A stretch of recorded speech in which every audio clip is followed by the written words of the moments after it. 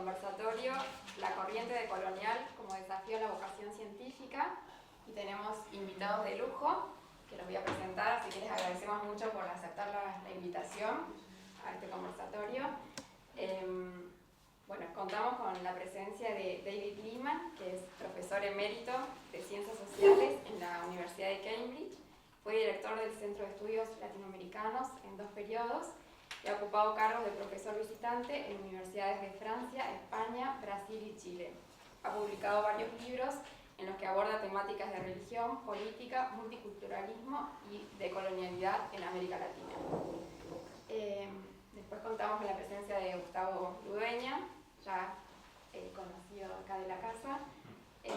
Es investigador del CONICET y profesor de la Escuela Interdisciplinaria de Altos Estudios Sociales de la UNSAM, donde se desempeña además como codirector de la maestría en Antropología Social y secretario de posgrado. Su interés de investigación se define por el estudio de la religión, el ritual y las relaciones con la cultura y la diversidad religiosa. Y también con Alda Meijeiras, que es integrante acá del programa de Sociedad, Cultura y Religión.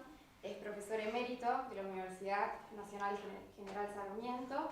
Se ha desempeñado como investigador del CONICET y director de la maestría en Interculturalidad y Comunicación de la Universidad General Sarmiento, y ha sido autor de varios textos sobre la temática de cultura y religión.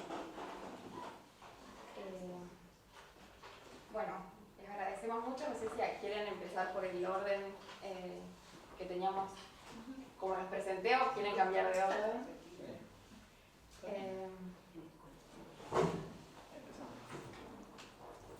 Bueno, estoy muy honrado y agradecido por la invitación de Joaquín Algranti de estar aquí.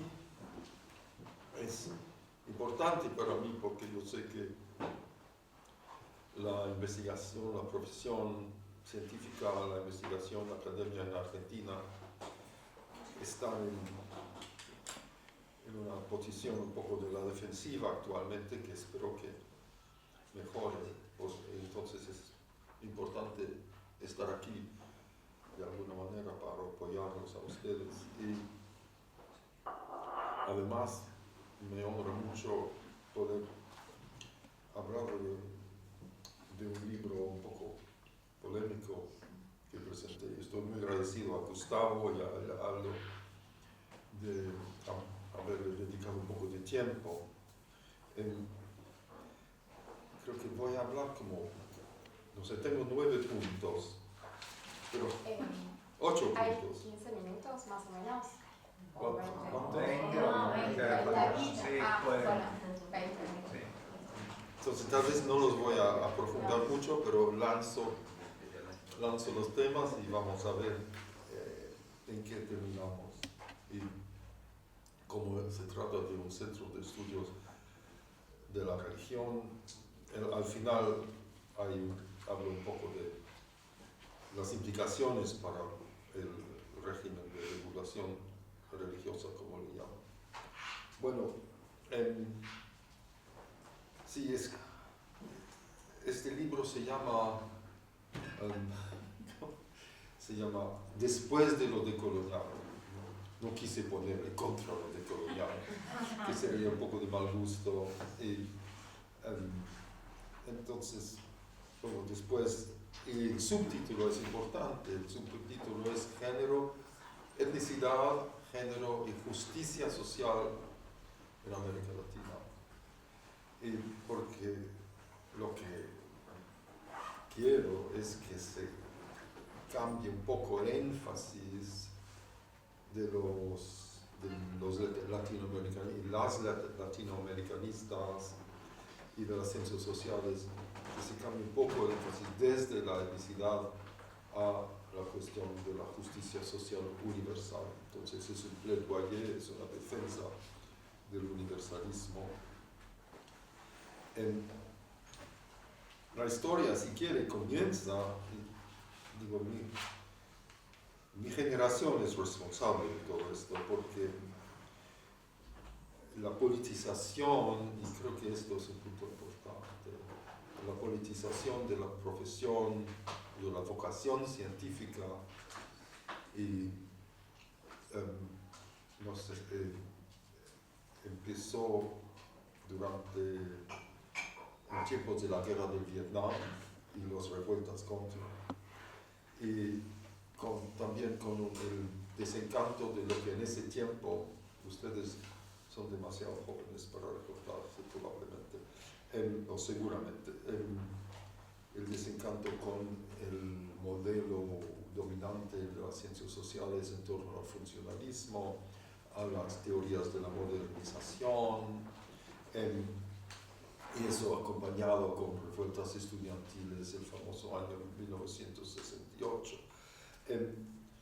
Y en ese año, no sé si ustedes saben o recuerdan, pero hubo una ola de revueltas estudiantiles en Berkeley, bueno, un poco en todo Estados Unidos, ligados a revueltas contra la guerra de Vietnam, y en París.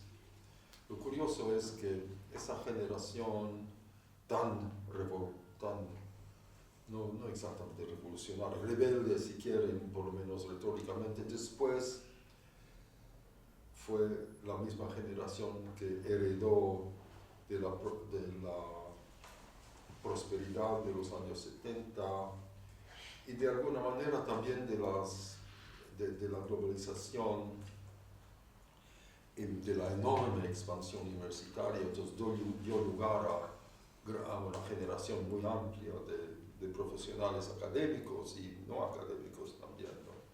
Entonces es una generación que pudo prosperar y no es lo mismo que las generaciones jóvenes de hoy día, que tienen un porvenir no tan más tenebroso, o por lo menos no tan esperanzoso, si se dice esperanzoso, esperanzador.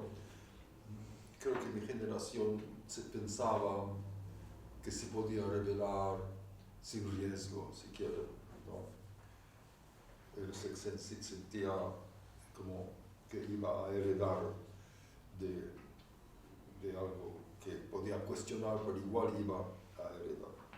Lo otro que surge es la cuestión del orientalismo, la famosa obra de Edward Said. Y todo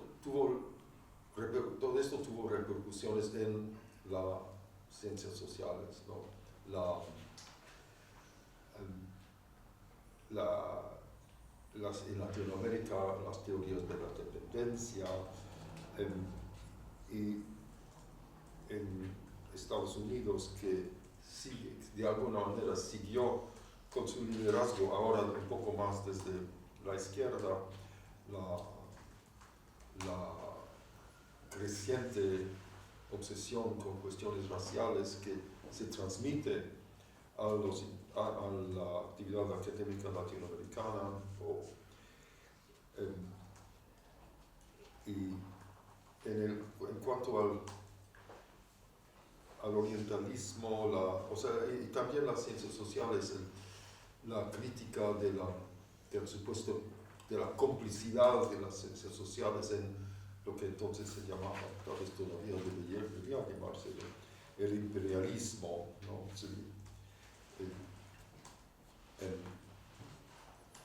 Investigaciones financiadas directa o indirectamente por intereses políticos.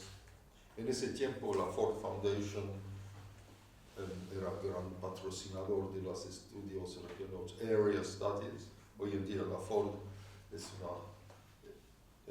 una organización mucho más contestataria, y de hecho la Ford ha tenido un papel importante en la propagación de los temas étnicos, no solo en América Latina, en el mundo entero.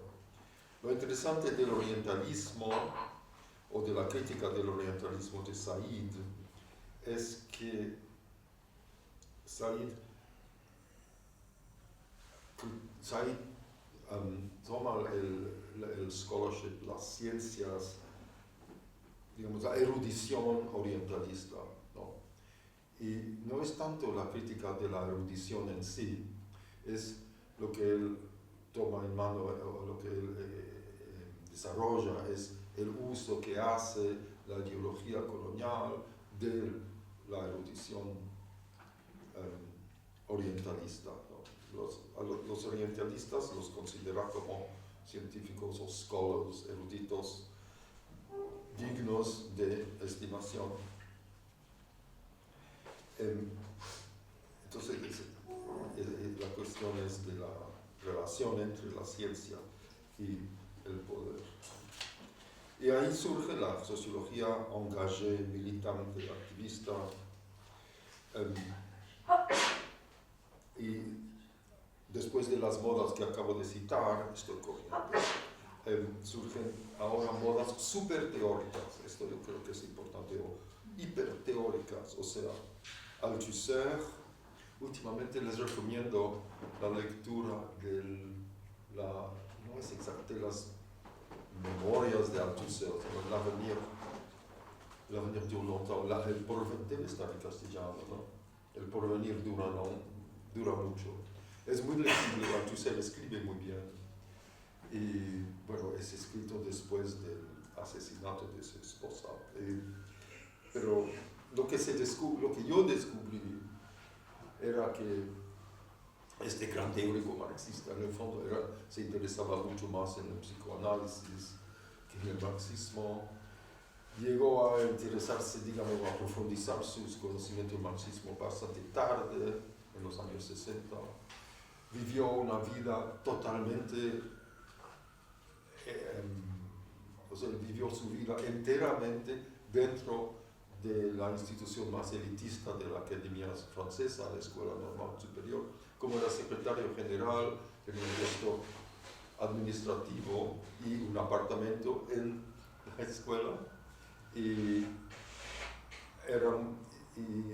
ahí fue que durante los años 60 alumnos que después se hicieron muy famosos le pidieron hacer seminarios sobre el marxismo y empezó a interesarse, a profundizar su conocimiento.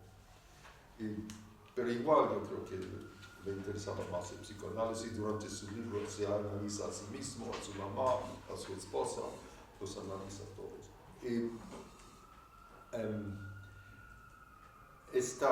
Era muy amigo de Lacan, a quien no he leído algunos resúmenes, pero no he leído otros.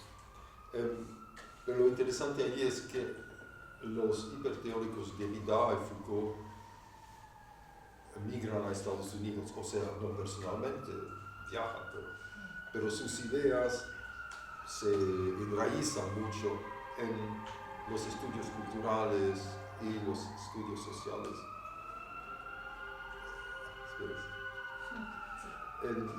En Estados Unidos,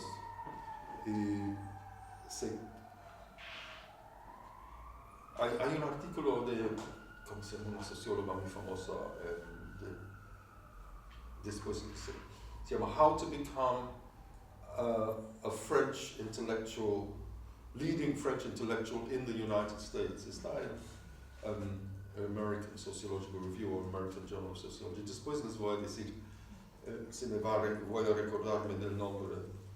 Y no sé, había una especie de vacío teórico en Estados Unidos, el funcionalismo era denunciado, el empirismo, el positivismo era también fuera de moda y muy atacado.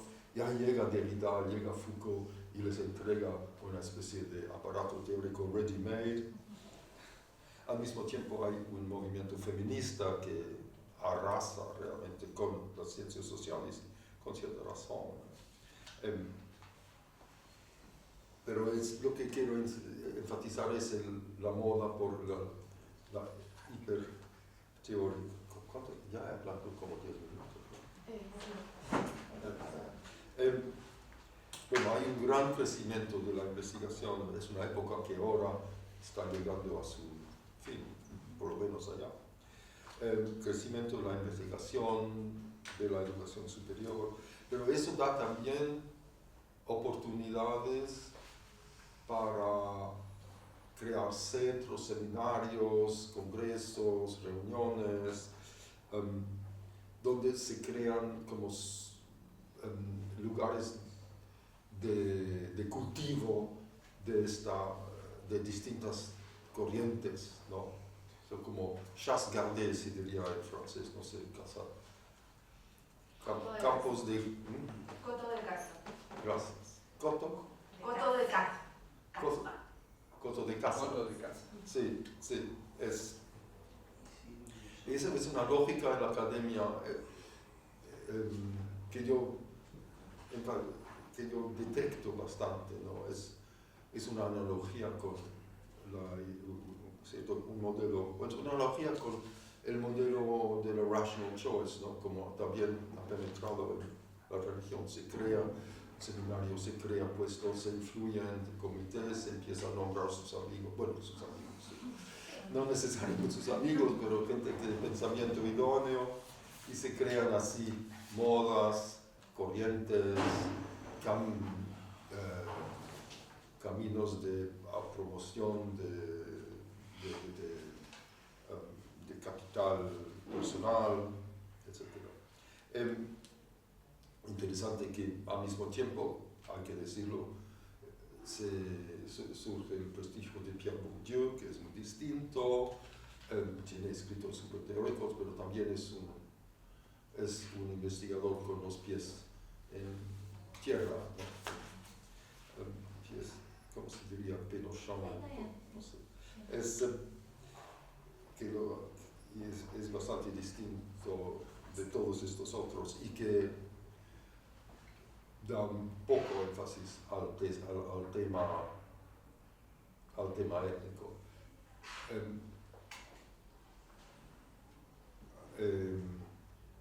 Hay que leer hay que leer muchos de sus libros, pero el libro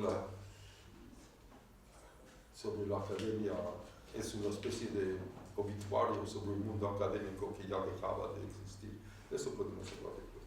Bueno, en América Latina se pasa, entonces hay digamos, las modas intelectuales pasan por circunstancias que podemos discutir, conocemos. El marxismo está un poco en retroceso, y surge la teología de la liberación, la importancia de los movimientos sociales, y algunas figuras que preconizan lo decolonial, entre ellos el argentino Dussel. A mi modo de ver, Dussel es un buen teólogo, pero no un muy buen sociólogo.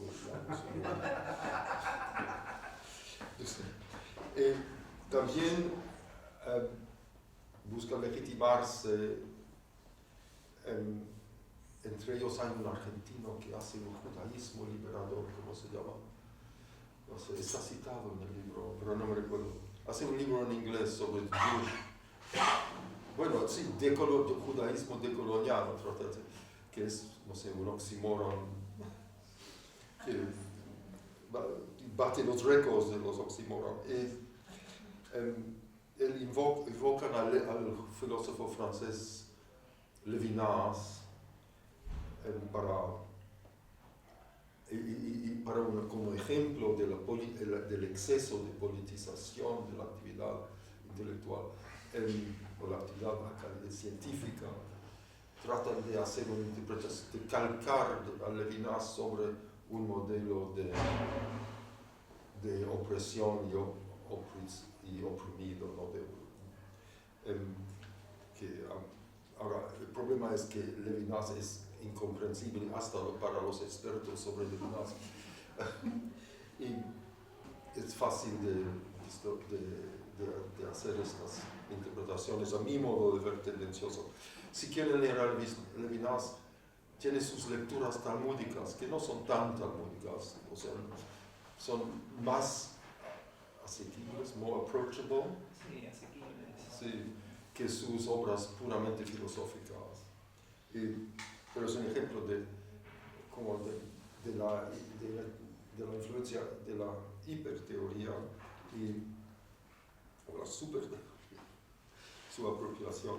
Hay un Dussel, creo que es Dussel, sí, cuenta cómo él tenía un seminario en Louvain, en Bélgica, y convidó a Levinas a conocer a un seminario como este, que era lleno de latinoamericanos emigrados, refugiados, radicalizados, porque Louvain era un centro de atracción para la teología de la liberación.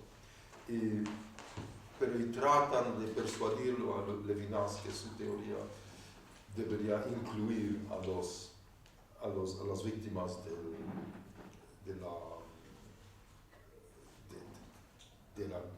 del sistema de dominación global, si quieren, ¿no?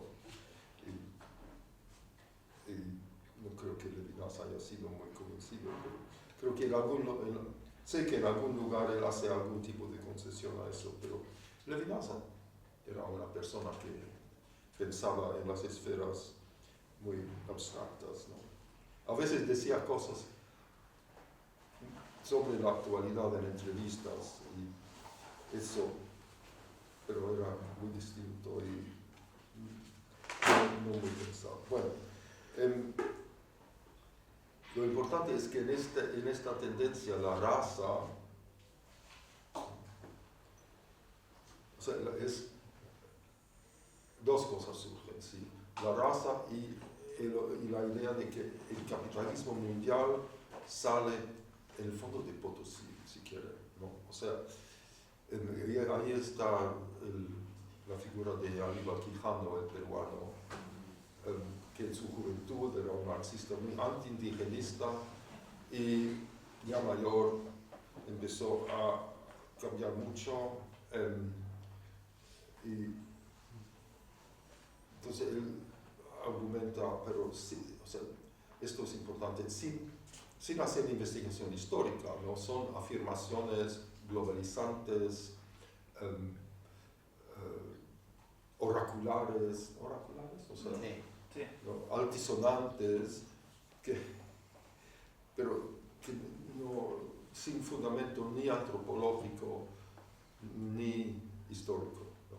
Y argumenta que toda la lógica, si quieren, el dinamismo, la dinámica del capitalismo mundial descansa no tanto en las clases sociales como en la raza como sistema de discriminación que permite la extracción de plusvalía, que permite la explotación. Y él deriva todo eso de la colonia española como el raíz de todos los males del mundo. En todo esto, te voy a decir, hablar del capitalismo mundial, China no existe, Asia casi no existe, es muy enfocado en América Latina, pero igual hablan de lo mundial.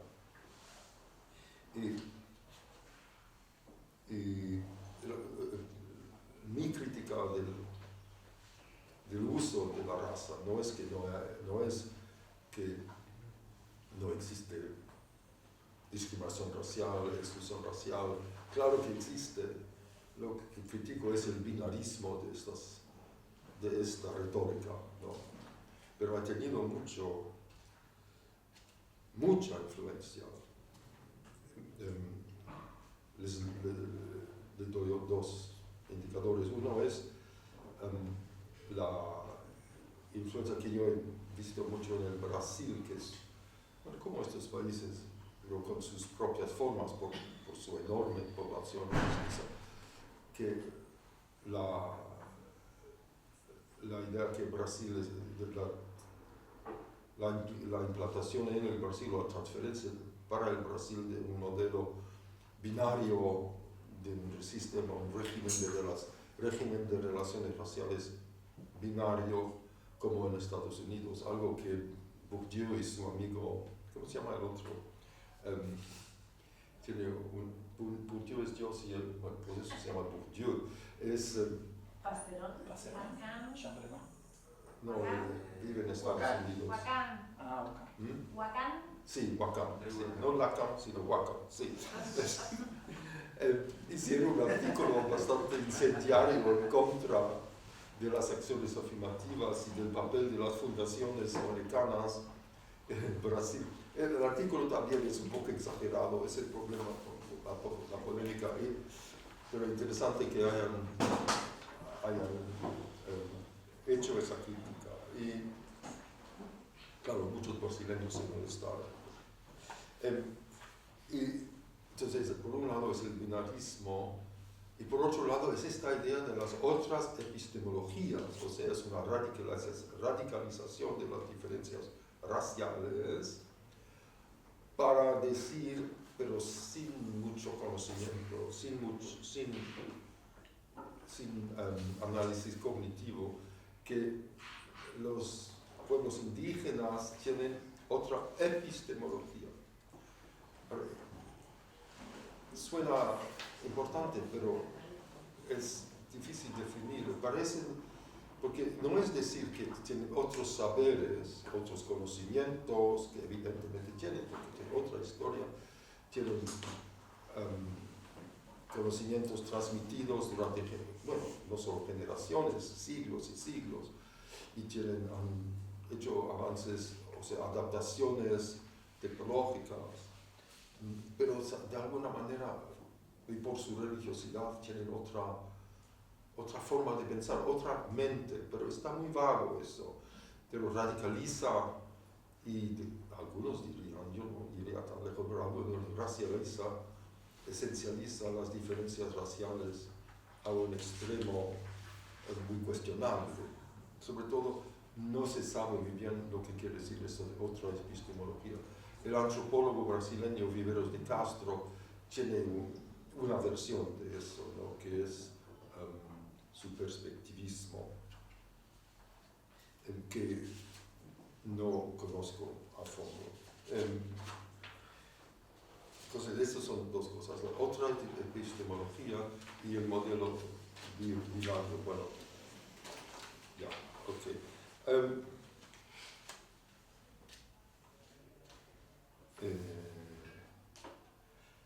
Finalmente, como estamos en un centro de estudios religiosos, voy muy brevemente a extender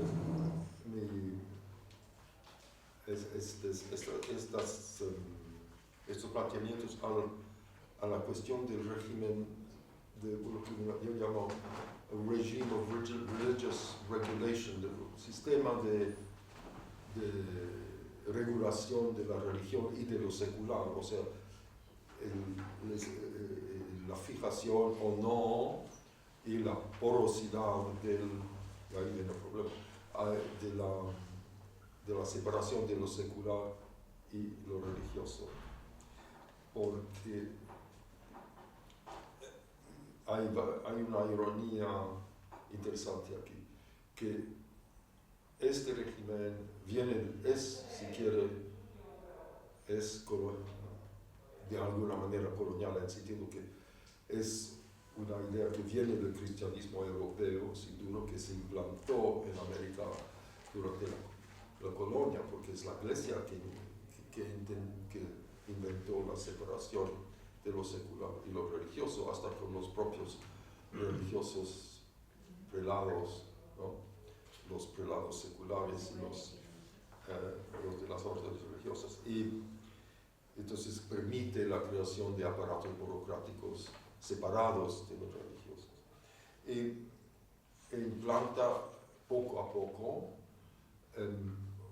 y aquí confieso que no he hecho la investigación histórica, esto es una hipótesis, tal vez una especulación más que una proposición fundada, pero implanta, sobre todo después de la independencia, algún sistema de separación de la esfera religiosa y la esfera secular. ¿Y qué pasa hoy? Y esto son mis últimos trabajos, tal vez será mi último trabajo. Tenemos el fenómeno de las iglesias neopentecostales que están desafiando a estas normas de separación de lo religioso, de la esfera religiosa y lo secular, con sus prácticas pseudomedicinales, con sus actividades mediáticas. Bueno, mi trabajo es sobre la Iglesia Universal del Reino de Dios, que ejemplifica esto, que tiene muchas actividades comerciales, actividades mediáticas, como digo, interviene en la política directamente, sí, y entonces van rompiendo el régimen tiene bases culturales, tal vez bastante, tiene bases culturales y también bases legales, tal vez no muy, bases legales a veces un poco débiles, pero es un desafío a las convenciones, digamos, de división entre lo secular y lo religioso. Y lo curioso, claro, esto es entonces un desafío a algo que es muy europeo en su origen, ¿no? Y sin embargo viene de una cultura religiosa neopentecostal que es también está ligado mucho, digamos, no quiero decir que viene de Estados Unidos porque no es cierto, pero viene de una cultura mundial capitalista muy influenciada por los valores del capitalismo. Eso es. Gracias.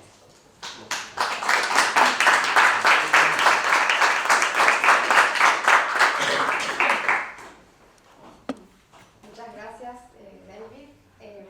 Ahora seguimos con Gustavo Ludeña. Bueno, buen día a todos y todas. Muchas gracias en serio por la invitación. Recién le decía a Joaquín que la verdad que estar acá es un verdadero placer, porque hay muchísima gente querida, amigos, colegas. Venir acá al CEIL siempre es muy gratificante por toda la historia misma del CEIL y por la enorme cantidad de actividades en las que me ha tocado participar con mucha gente, así que siempre es un placer estar acá y, bueno, más que nada estar acompañando a dos grandes colegas y sobre todo dos grandes maestros, ¿no? O sea, Aldo por un lado y David por otro. La verdad que, o sea, yo me siento realizado, solamente voy a decir eso. Después, sobre el trabajo de David, es un trabajo provocador en muchos sentidos. Me parece que hay que darle la bienvenida a ese tipo de producciones que movilizan un poco la cabeza, el pensamiento y nos hace quizá dar lugar a un proceso autorreflexivo acerca de dónde estamos, qué categorías usamos para entender la realidad, cuáles son nuestras agendas de investigación, qué relación tenemos o debemos tener con la política. Es decir, hay un montón de disparadores que al menos en mi lectura del trabajo de él estimuló y que, bueno, nada, o sea, me gustaría así en muy pocas palabras compartir con ustedes. Así que, bueno, la cuestión de la decolonialidad, a ver, como yo tengo dudas de llamarla teoría, o sea, partamos de esa base. En principio, digamos, yo no estaría muy seguro de que sea una teoría. O sea, para mí una teoría tendría que obedecer más a una constelación mucho más orgánica, más ordenada, más fluida, de un conjunto de conceptos que muestren una articulación sólida y consistente entre sí, con una agenda, con un objeto definido. En principio, digamos, como bien lo explicaba David recién, después lo podemos hablar un poco más, la sociogénesis de todo el proceso de desarrollo del enfoque o de la deriva decolonial, digamos, explica un poco cómo llegó a transformarse en esta suerte de paradigma, entre comillas, digámoslo, entre muchas comillas, de aproximarnos a ciertos fenómenos, ¿no? A ciertos objetos de la realidad social, que son bastante restringidos.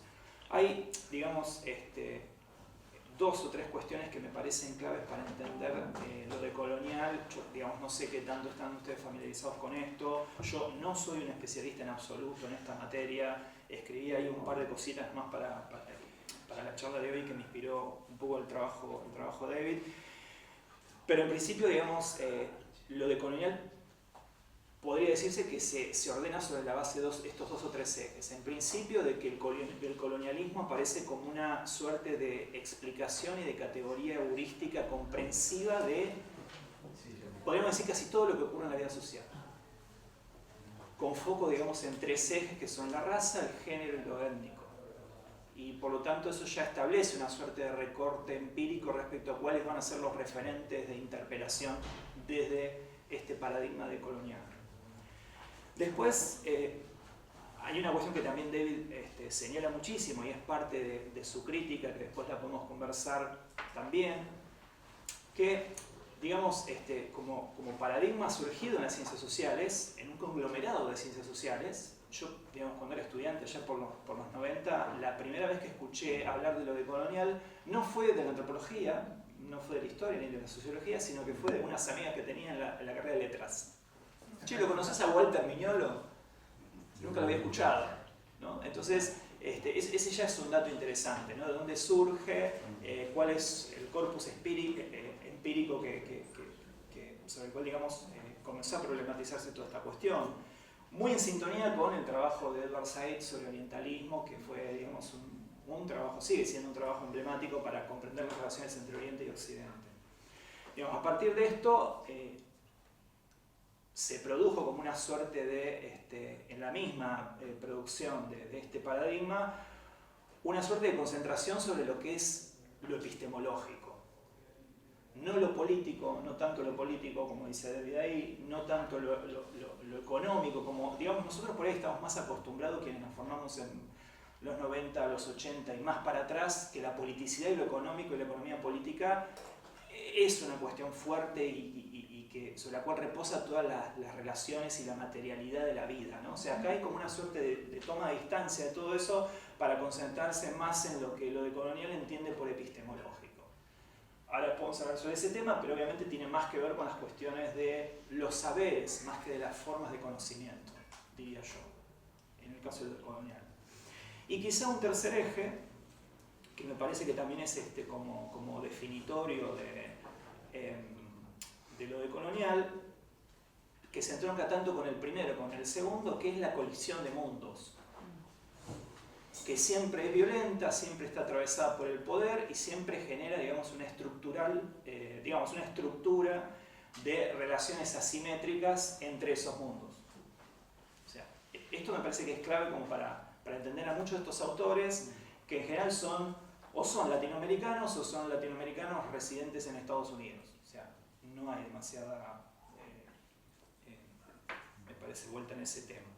Entonces, esta colisión violenta que define todo lo demás, porque obviamente esta colisión tiene que ver en principio con el proceso colonial en sí mismo, y también tiene que ver con la imposición de cierto orden epistemológico. Por eso algunos de ellos hablan de epistemicidio, cuando se refieren a la conquista, que la conquista no fue solo militar, no fue solo territorial, no fue solo económica o política, sino que también fue epistémica, ¿no?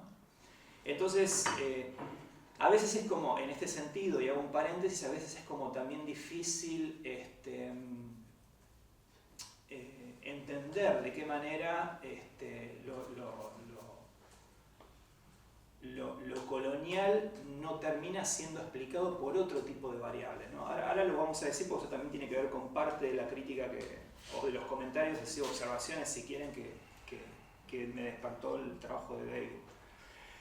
Entonces, sobre la cuestión de la colisión violenta, hay una estructuración que es persistente en la discursividad o en la retórica de toda esta mirada decolonial, que tiene que ver primero con dos cuestiones axiales, que son la distinción norte-sur y la distinción oriente-occidente.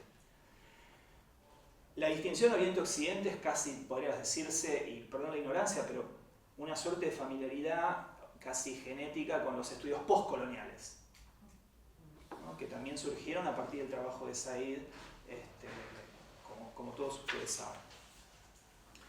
Ahora, esta polarización se advierte en casi todo el trabajo de los decoloniales, o al menos en muchos autores de los decoloniales. Que a esta altura del partido, o sea, y sobre todo con tanto trabajo hecho hasta el momento, a veces es como un poco difícil sostenerla, ¿no? Porque, digo, hablar de Oriente y Occidente, o sea, ¿cómo hacemos para hablar de distinciones tajantes en esos dos ejes axiales, Oriente y Occidente y Norte-Sur, después de la globalización?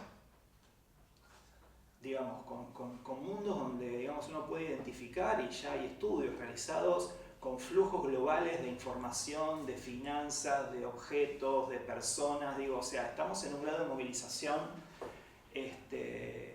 importantísimo en las últimas décadas. Entonces, quiero decir, o sea, pensando en el norte, y el norte yo no sé si es tan norte como nosotros nos podíamos imaginar el norte en la década de los 70, en la década de los 60.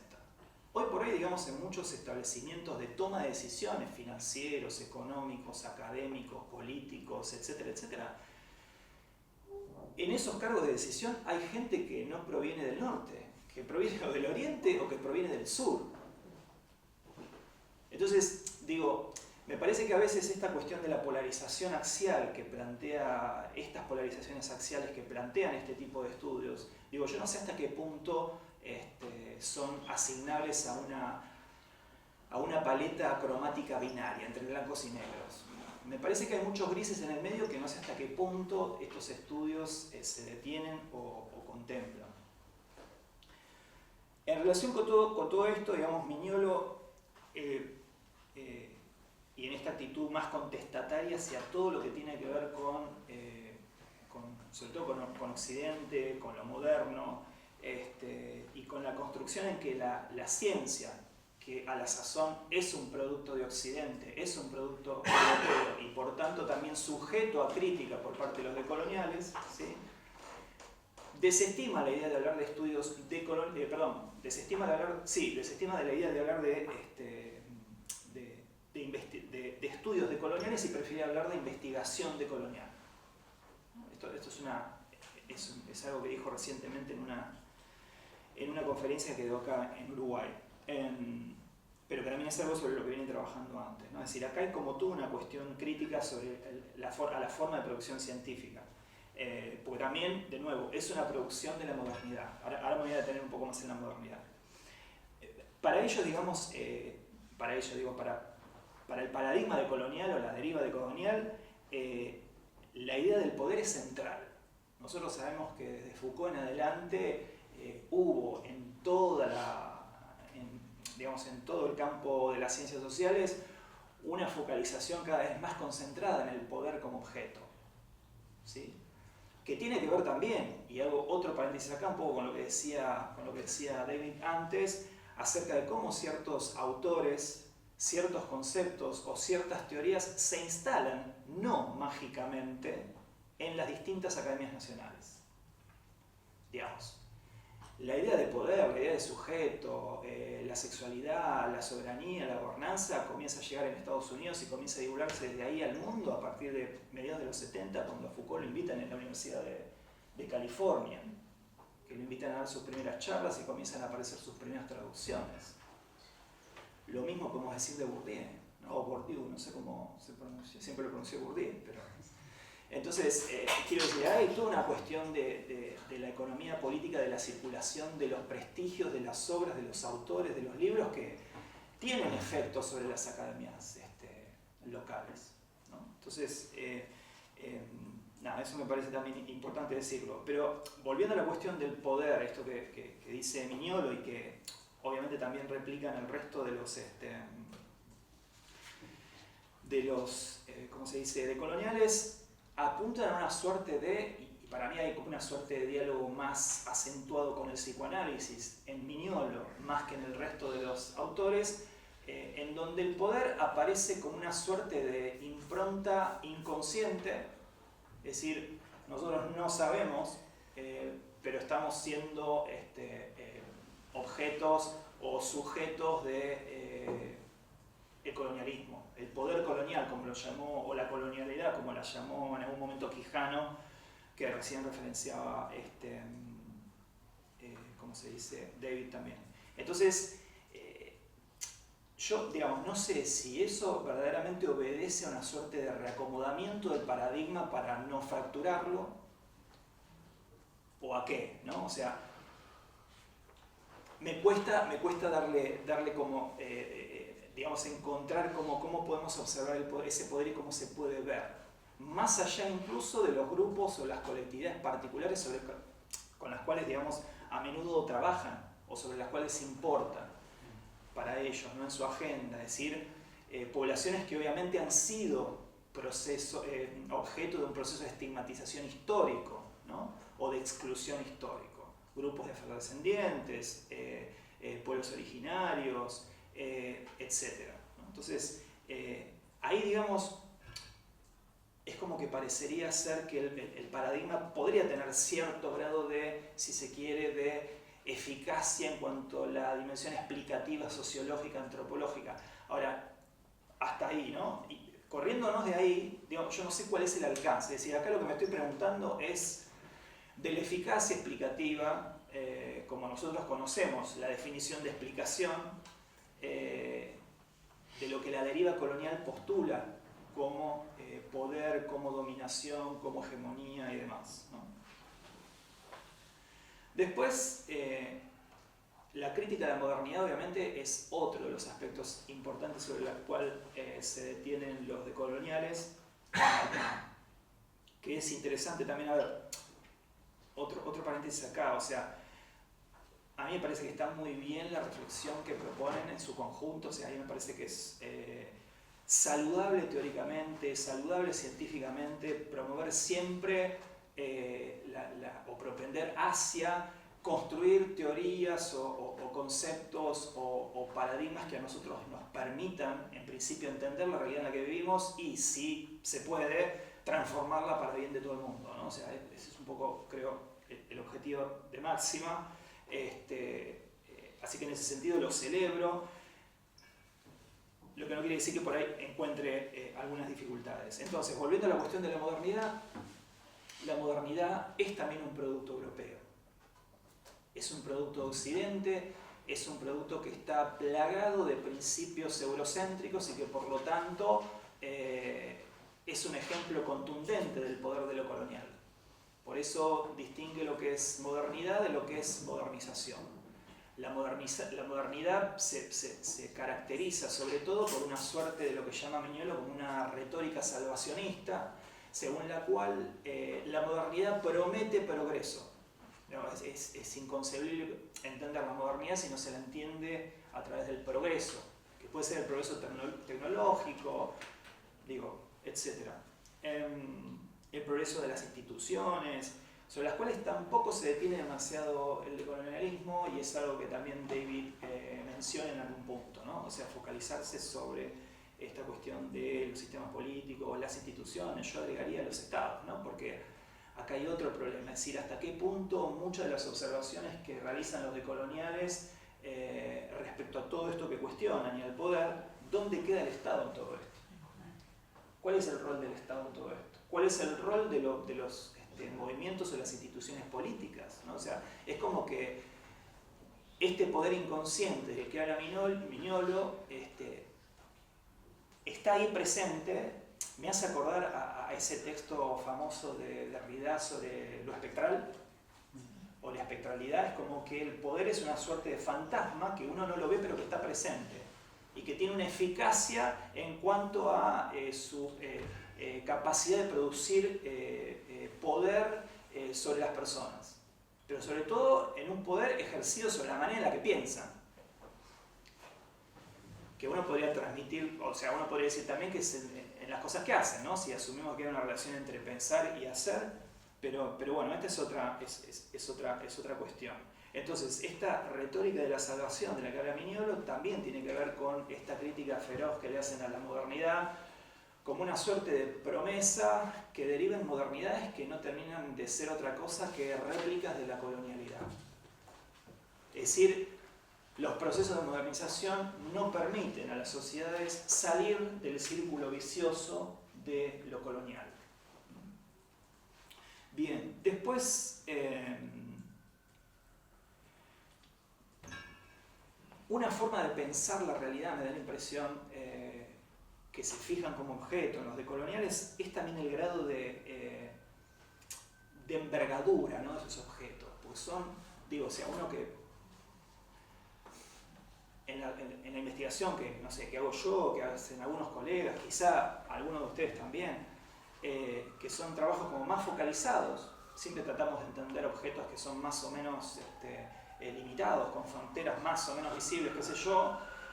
Eventualmente, en el mejor de los casos, tratamos de construir a partir de eso un conocimiento más global acerca de las relaciones, la sociedad en la cual está inserta, la cultura, el tiempo, qué sé yo. Acá son como objetos generales, ¿no? O sea, es un espectro de definición y de construcción del objeto epistemológico amplio. Entonces, en esta mirada de la sociedad atravesada por la colonialidad, que siempre obviamente esa colonialidad está ejercida fuera de los países que son considerados como colonizadores, ¿no? O sea, Francia, Inglaterra, Holanda, etc., Estados Unidos, que aún sin ser un país colonial a la vieja usanza, en teoría sin territorio, lo hace a través de otras modalidades. Entonces, bueno, ahí hay como, de nuevo, uno no sabe muy bien si se está tratando de reacomodar ese paradigma para tratar de comprender otro tipo de fenómenos o qué, ¿no? A mí a veces me da esa impresión. Pero, digamos, volviendo a la cuestión esta de la generalidad de la construcción del objeto, hablan, por ejemplo, y esto lo hace Boaventura de Santos, ¿no? Que también es otro de los autores, así como de los que David llama como los gurúes del decolonialismo, de una manera algo irónica, es decir, esos pensadores, esos intelectuales que terminan construyendo o escribiendo la mayor parte, los trazos más gruesos de esta deriva, de este paradigma, y al mismo tiempo convirtiéndose en una suerte de personalidades con un capital simbólico importantísimo. Desde Bourdieu en adelante sabemos que los capitales simbólicos son importantes y tienen cierto orden de eficacia, ¿no? O sea, esto es, yo creo que hay que leerlo en clave de lo que él dice, la moda también, ¿no? La instalación de ciertos paradigmas en algún momento histórico de las disciplinas. Esto también lo sabemos. Después entonces, Boaventura de Santos, por ejemplo, habla también de lo que llama como exclusiones abismales, ¿no? Es decir, acá es donde parece o parecería ser que se acercan un poco más a problemáticas que tocan estos grupos colectivos, estas colectividades afectadas por el género, la raza, etcétera, lo socioeconómico. Y ahí sí me parece que plantea quizá una mirada interesante entre lo que está dentro del derecho y lo que está fuera de él, y él acá está pensando en sociedades latinoamericanas donde el Estado no penetra, ¿no? O parecería no penetrar, que están regidas por sus propias reglas de violencia y de intercambio y de sociabilidad. Ahí me parece que hay una cuestión interesante para trabajar, pero de nuevo, uno no sabría si este comentario o la causa de todo eso es asignable a la situación colonial, como sí afirma lo de colonial, o la deriva de colonial, o al rol del Estado. Porque si no, lo que hay que asumir, llevando al extremo esta deriva o esta forma de pensamiento o paradigma, es que el Estado es cómplice también de la situación colonial. Entonces uno diría, bueno, pero ¿cómo? ¿En qué sentido? O sea, ¿a través de qué normativa? ¿De qué? ¿Cómo? O sea, que alguien me lo explique. Digamos, eso es lo que yo todavía no termino de entender. Por eso, o sea, no es que tenga nada definido sobre esto, tengo dudas y se las planteo a partir de las dudas que me generó o las inquietudes que me generó el trabajo de David. Y en relación con esto también, muy alineado con esto, la cuestión de la agencia, ¿no? O sea, falta ahí, me parece, una discusión importante, conceptual, teórica, acerca de la agencia de los sujetos con los cuales ellos trabajan o intentan explicar, ya sea por su exclusión o ya sea por su falta de politicidad o de organización, lo cual también es curioso porque, digamos, una de las metodologías en las que se inspiran es esa clásica de los 70 de Fals-Gorda, la investigación-acción, ¿no? Y digamos, toda la red que muchos de estos decoloniales tejieron con movimientos sociales feministas, afrodescendientes, etcétera, etcétera, donde, digamos, yo presumo que se ha tratado de establecer o de pensar cuestiones más programáticas para transformar en políticas concretas, ¿no? Entonces, esto lo desconozco.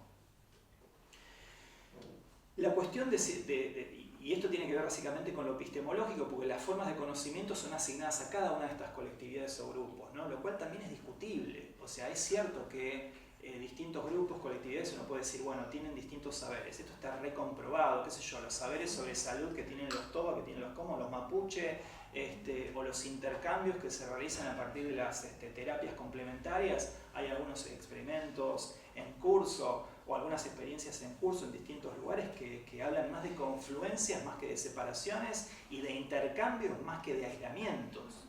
Entonces, en un punto parecería plantear cierto tipo de peligrosidad en cuanto a una esencialización de los grupos y de esos saberes y de esas prácticas que en lugar de conectarse no hace más que aislarlas y para tomarlas como rasgos definitorios y casi genéticos de cada uno de esos grupos o colectividades. O sea, ahí me parece que hay una cuestión de peligro a tener en cuenta, volviendo a lo que ya muchos autores han venido hablando desde los 90 por lo menos para acá, que apunta hacia la mixtura, hacia la hibridización, hacia el intercambio, hacia el diálogo. O sea, ¿dónde queda todo eso si nosotros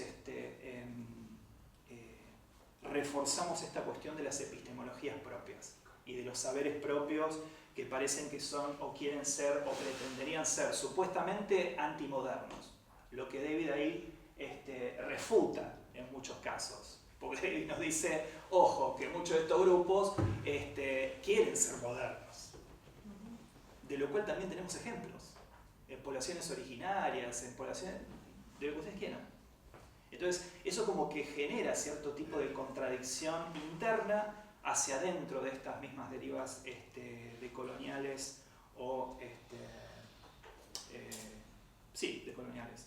Entonces, a mí me da la impresión de que se le asigna la cuestión esta de lo epistemológico como una eficacia revolucionaria, como que el cambio de epistemología o el sustento o el reforzamiento de estas epistemologías son como sinónimos de una suerte de resistencia epistémica. Por lo tanto, es necesario cultivar lo que Miñolo llamó como desprendimiento o el delinking, ¿no? Que sería como la desobediencia a los modos occidentales de pensar. Que bueno, habría que ver bien qué es esto. Sería como una suerte de liberación cognitiva. Es decir, bien, digo, hay muchas cosas para mencionar. Es una deriva que ya tiene más de 30 años, ¿no? Podríamos decir, 30, 40 años por ahí, es mucho lo que se ha producido, y a mí, digamos, me gustaría finalizar, porque creo que ya estoy en tiempo, con dos cuestiones puntuales que me generó la lectura del trabajo de David, y que sí me parece que quizá ustedes también, o al menos en los círculos donde yo me muevo, pero creo que son todos los mismos, compartimos estos problemas, que son, primero la cuestión de cómo producimos teoría. Una de las cosas que me despertó todo esto es, bueno, pero está bien, si ellos producen teoría así, la producen de este modo, ¿nosotros cómo producimos teoría? ¿Producimos teoría? ¿Qué teorías usamos? Digo, ¿por qué Foucault, Latour o qué sé yo, o no sé, o Ingold en el caso de antropología, o digamos muchos otros autores que nosotros invocamos como referentes, ¿no? Casi como gurúes intelectuales para comprender nuestros problemas? Bourdieu ni hablar. Hace poquito en una reunión del departamento de la carrera de antropología en UNSAM, su directora, que es Selina Mendelsohn, hicieron una suerte de estudio de los autores más citados en la bibliografía de todas las materias de nuestra carrera. ¿Adivinen quién? Obviamente, el querido Pierre. Pierre está en todo. Digo, no es que esté mal, pero me parece que es un dato empírico importante para entender cómo nos formamos, cómo formamos y qué rol, digamos, tienen las teorías, los autores y sus conceptos para la sociabilización de las nuevas generaciones, para nosotros mismos. Porque, digamos, son las gafas con las que decidimos ver la realidad y explicar esa realidad. Entonces, a mí me parece que hay que dar ahí como una suerte de reflexión colectiva respecto, bueno, a la teoría. Y un segundo punto o segundo aspecto que se cae de maduro de todo esto es que es como ya endémico, es crónico, ¿no? Esta cuestión de, y que pero que me parece que hay que pensarla, que es la relación de la política y lo político en las ciencias sociales. Si no hablo ya de la antropología, o la sociología, la historia en general en las ciencias sociales. O sea, ¿qué onda con eso? ¿No? Más en estos contextos, en estas situaciones, digo, o sea, ¿qué lugar para lo político? Ahí tengo un montón de dudas, ahí creo que hay un debate y para meter la cuchara bien a fondo. Nosotros venimos de toda una historicidad ya desde los 60, los 70, ¿no? O sea, muy interesante sobre la emancipación, la independencia, la lucha de clases. Quiero decir que obviamente hoy hay como una reversión de todo eso. Hoy en la agenda nos preocupan otras cosas o miramos otras realidades o tratamos de ejercer una práctica política de cierta forma. Pero me parece que ahí hay un tema interesante para discutir y conversar. Es decir, más allá de lo de colonial y de la cuestión muy aguda, muy fuerte que David cuestiona acá, que tiene que ver quizá con una politicidad inexistente o casi nula, una suerte de quietismo académico de parte de los decoloniales, a mí me hace pensar en nosotros más que en los decoloniales, ¿no? Es decir, ahí me parece que hay un tema importante para trabajar. Así que bueno, nada, eso. Tenía un par de cositas más, pero por ahí después charlando hablamos. Gracias.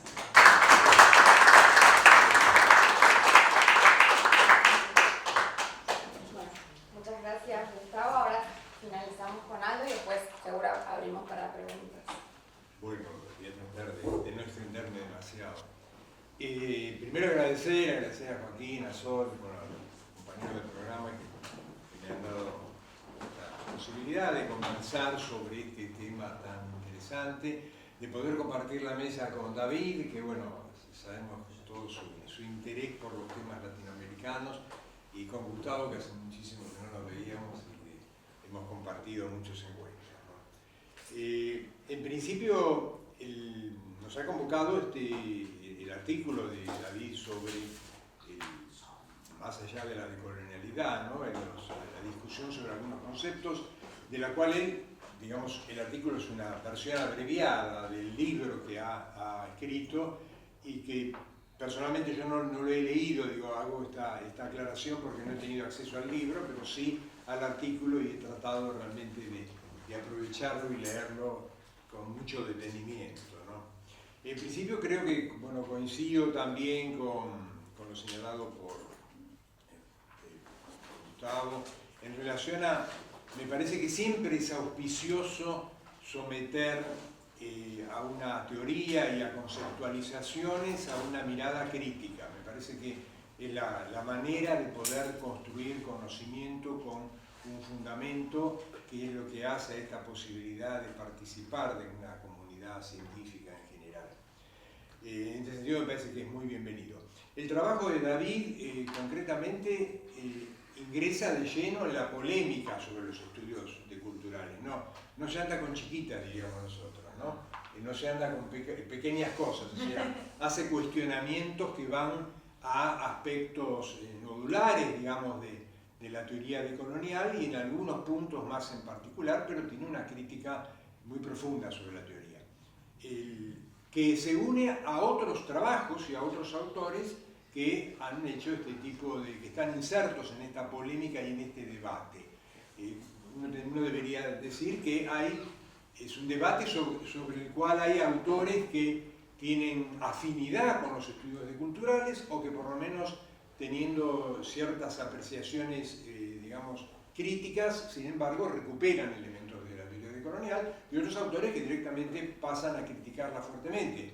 Un poco el trabajo de David se inscribe en esta línea, ¿no? Es un trabajo que coincide con otros en cuanto a su muy fuerte polémica con los estudios culturales. Me parece que en ese sentido su trabajo suma algo interesante, que no queda solamente en una conceptualización teórica, sino que trata de contrastar conceptualizaciones propias de la teoría colonial con casos empíricos, con experiencias concretas, y en América Latina, ¿no? O sea, el caso de Bolivia, el caso de Colombia y el caso especialmente de México. Esto es una instancia que por lo menos personalmente me parece que es muy interesante porque permite ver en realidades concretas, ver por un lado esa contrastación de conceptualizaciones teóricas, pero a su vez la complejidad de la realidad social, En relación con eso, digamos, son muchas las preguntas que surgen y las dudas que genera esta apreciación. Yo, en términos generales, porque varias cosas ya ha señalado muy bien Gustavo, me voy a referir a cosas que aparecen en el texto de David y que en general son comunes también a muchos cuestionamientos, ¿no? Este cuestionamiento con respecto a la consistencia o no de la teoría decolonial es una pregunta muy interesante, ¿no? Que nos lleva realmente a preguntarnos qué hace la consistencia de una teoría. ¿Sometemos todas las teorías a ese análisis riguroso de consistencia? Estamos trabajando, analizamos con minuciosidad la estructura y la lógica argumentativa y la capacidad creativa.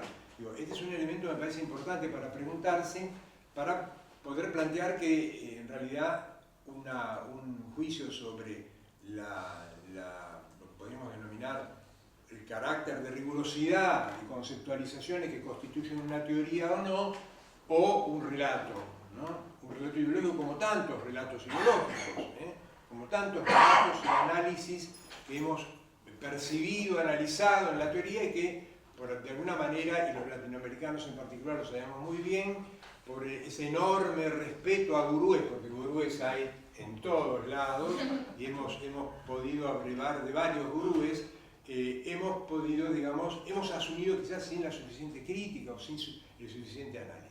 Ahí hay un tema que me parece que es interesante para trabajar.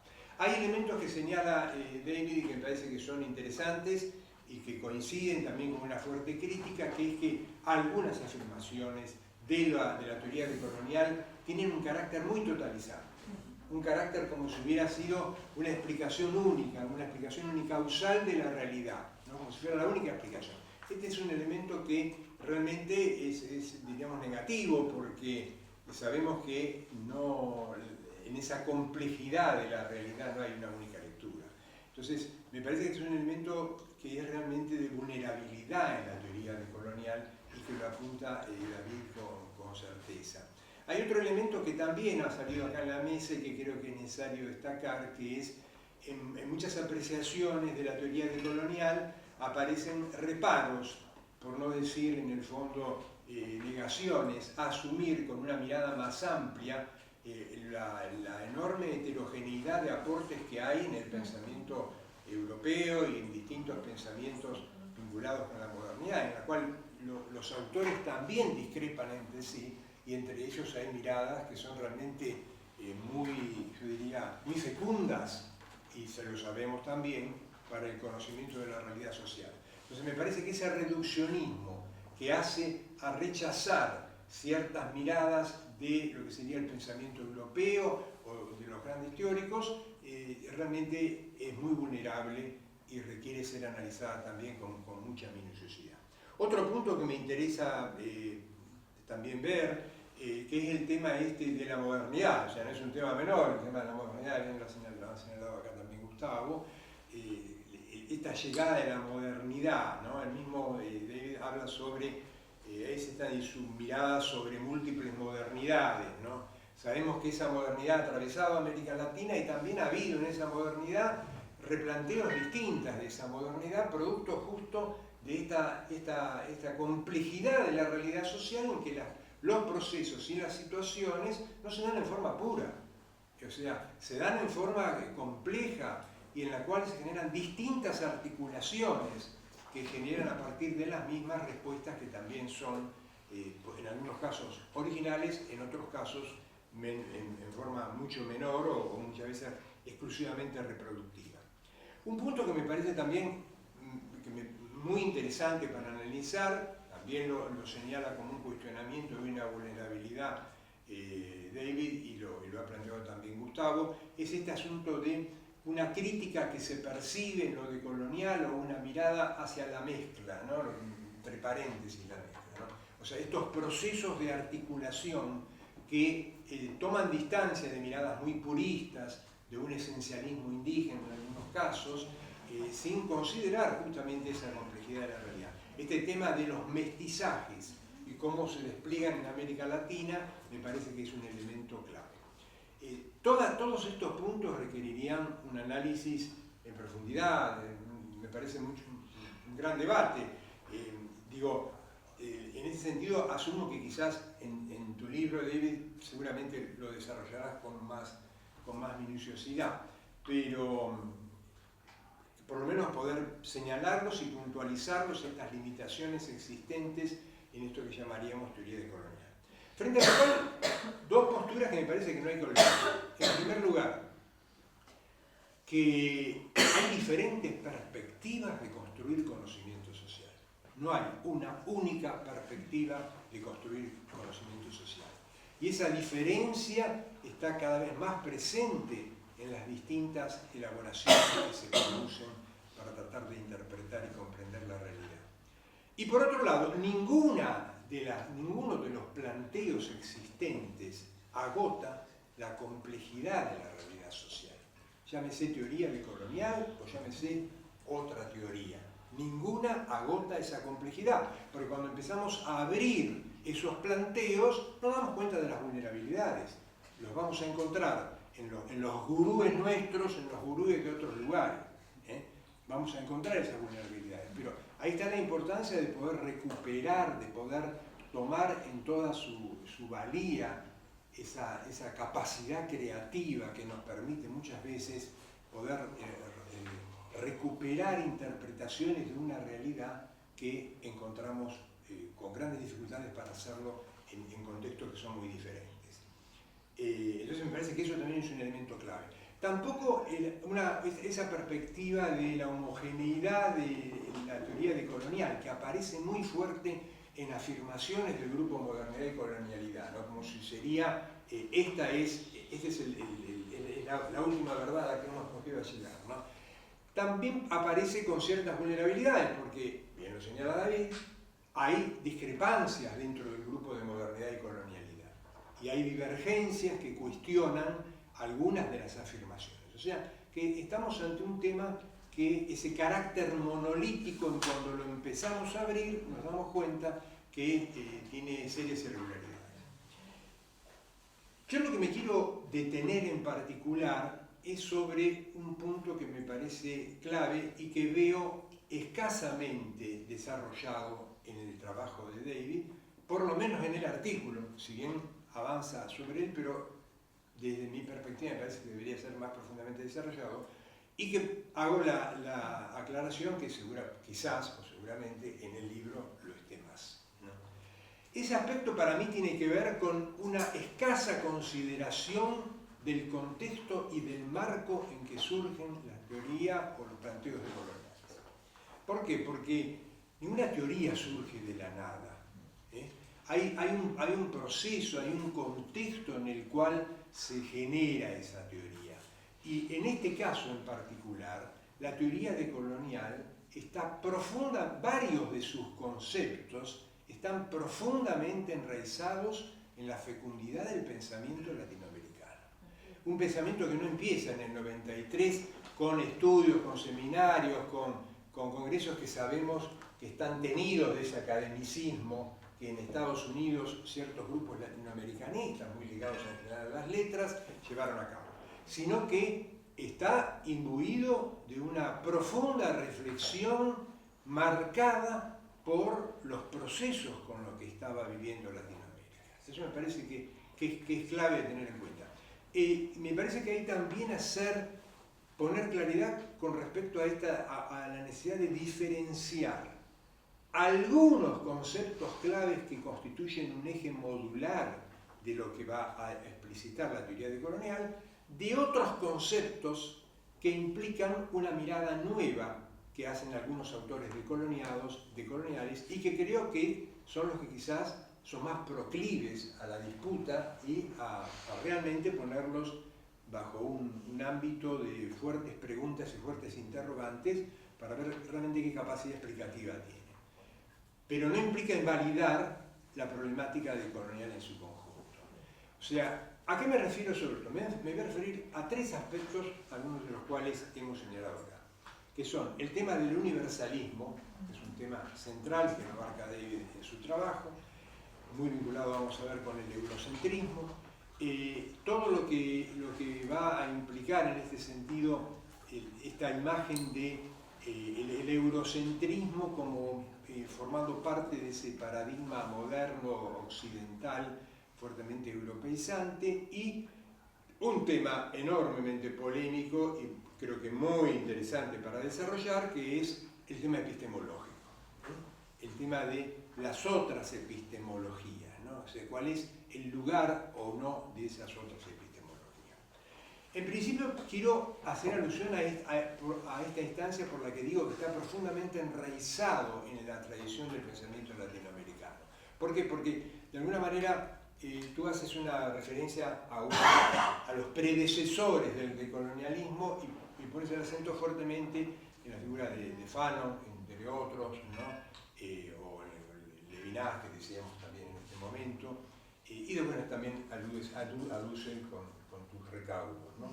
Pero la tradición del pensamiento latinoamericano es muy fuerte en la década del 60, como has señalado vos, no solo la teoría de la dependencia o lo que implica González Casanova, que ya habla en su momento del colonialismo y del colonialismo interno, sino autores que han marcado un distanciamiento y una mirada sobre cómo el colonialismo ha marcado la historia de América Latina.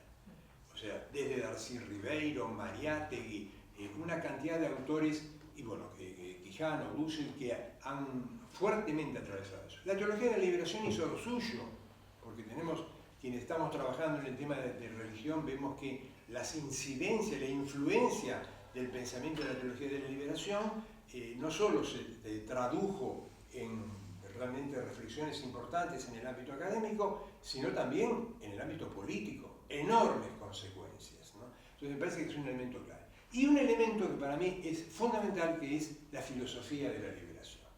La filosofía de la liberación por varias cosas. Primero porque en ella anidaron autores claves. Dussel comienza con sus planteos desde este contexto de la filosofía de la liberación en el 73.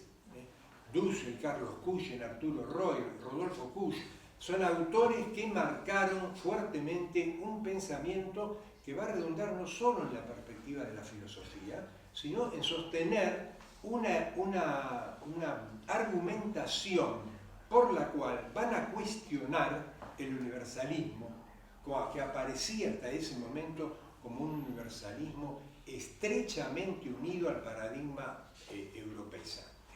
O sea, acá hay una diferencia clave.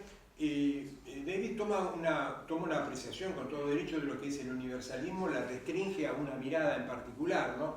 El tema, sobre todo, analizar el tema de las políticas públicas y esta perspectiva del universalismo con las políticas públicas, sobre todo por su enorme preocupación por la democratización y la justicia, y por lo que implica también una mirada sobre lo que implica la clasificación de las personas. Ahora, es una mirada sobre el universalismo.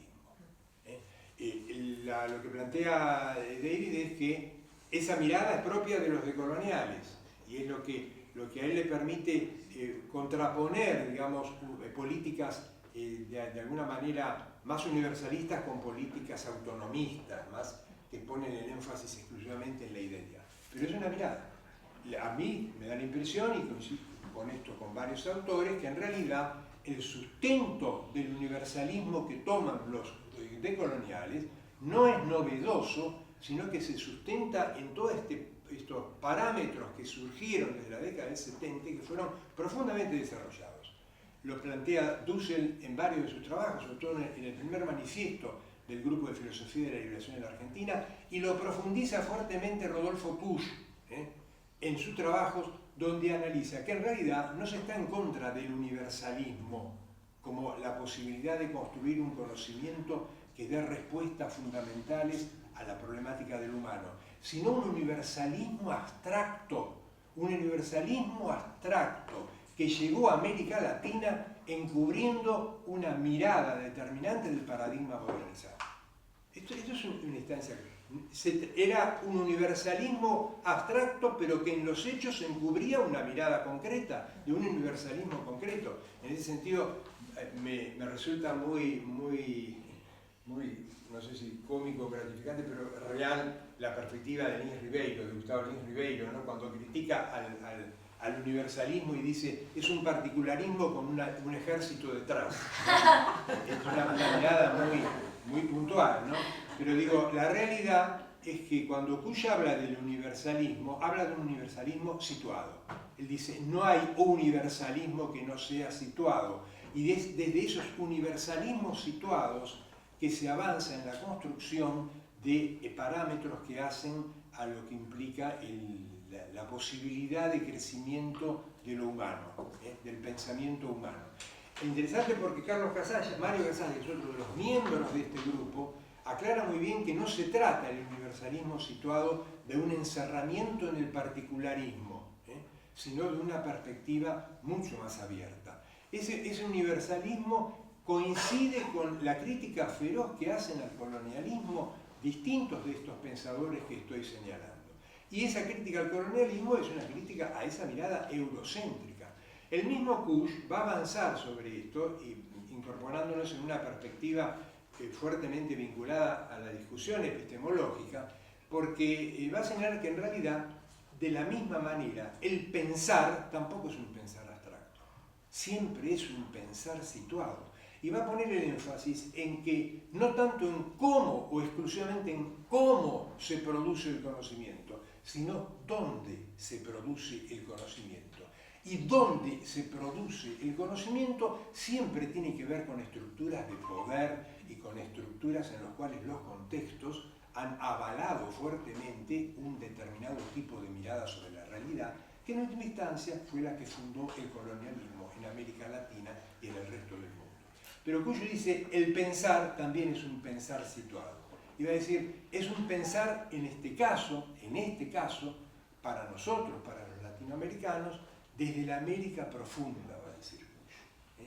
Poniendo en tela de juicio un desafío, que es el desafío de recuperar la mirada de los otros que ha sido totalmente encubierta, marginada o descalificada por una manera considerada históricamente como la única forma válida de poder. O sea, evidentemente entramos en una discusión que nos llevaría mucho tiempo, la discusión de la ciencia, qué es la ciencia, la construcción del conocimiento, cómo se construye el conocimiento, si hay una sola forma de construir el conocimiento. Acá estaban poniendo en juego esto, esta instancia de decir, perfecto, pero en esa forma de construir conocimiento no podemos dejar de lado otros saberes. Porque si no caemos claramente en lo que Quijano mismo decía, que es la necesidad de una descolonización epistemológica como una instancia clave y fundamental para poder avanzar hacia una verdadera descolonización. Ahí donde anida de alguna manera un paso básico, recuperar el lenguaje que está en juego en las posturas de los indígenas y los pueblos originarios latinoamericanos, de los afrodescendientes, de lo popular presente en América Latina. Porque es en lo popular donde se da esa mezcla.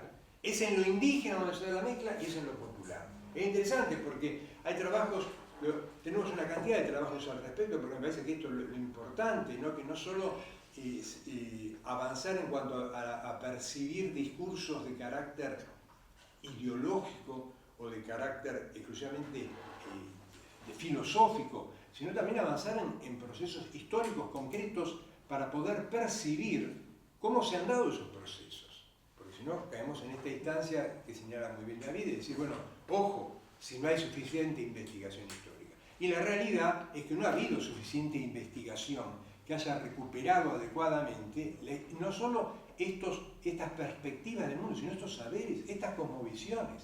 Esos saberes son formas inferiores, secundarias del conocimiento. Son formas secundarias del conocimiento porque despliegan otros criterios de objetividad y de validez en la construcción del conocimiento. ¿Desde dónde evaluamos la pertinencia o no que tiene el carácter de ese tipo de conocimiento?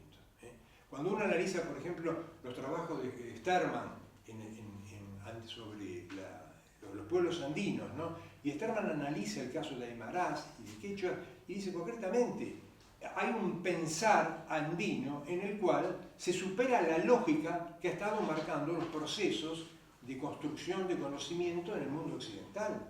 La lógica de un principio de inclusión por el cual no hay contradicción y es tanto lo uno como lo otro, hace un tipo de saber y de conocimiento sin lo cual es imposible conocer realmente las características, los pensares, la capacidad cognitiva de estos sujetos. Y ahí, yo digo, viene un planteo que para nosotros es muy fuerte. O sea, es decir, conocer implica reconocer la subjetividad de estos sujetos con los que estamos trabajando. Implica reconocer, digamos, ¿habría otra manera de reconocer esa subjetividad si no es a partir de su propio pensamiento? O sea, es necesario dejar de representarnos a nosotros para percibir cómo se representan los otros. O sea, cómo accedemos a esa mirada de los otros. Y esto implica un problema epistemológico. Lo señala, tú señalas muy certeramente el caso de Rivera Cusacanti, ¿no? Rivera Cusacanti tiene una cantidad de cuestionamientos a la teoría decolonial por varios de los aspectos que hemos señalado, pero además por varios aspectos que tienen que ver con un cierto academicismo, una cierta moda, ¿no?, que ha marcado. Y Rivera en ese sentido tampoco se anda con chiquitas, ¿no? Tampoco se anda con chiquitas. Pero Rivera Cusacanti habla de una epistemología chixí. Y dice una cosa para mí que es muy relevante, ¿no? Ella dice, cuando nos planteamos este problema, en lo que sería, ella lo plantea un problema entre lo que sería la ética y una igualdad cognitiva. Dice, una igualdad cognitiva que abarca no solo lenguas, sino también epistemologías. Y por eso dice, es posible, creemos que es posible construir una epistemología chixí que asuma un carácter planetario para el tratamiento de los elementos comunes de la especie humana, pero que esté profundamente enraizada en las problemáticas comunitarias en los territorios locales.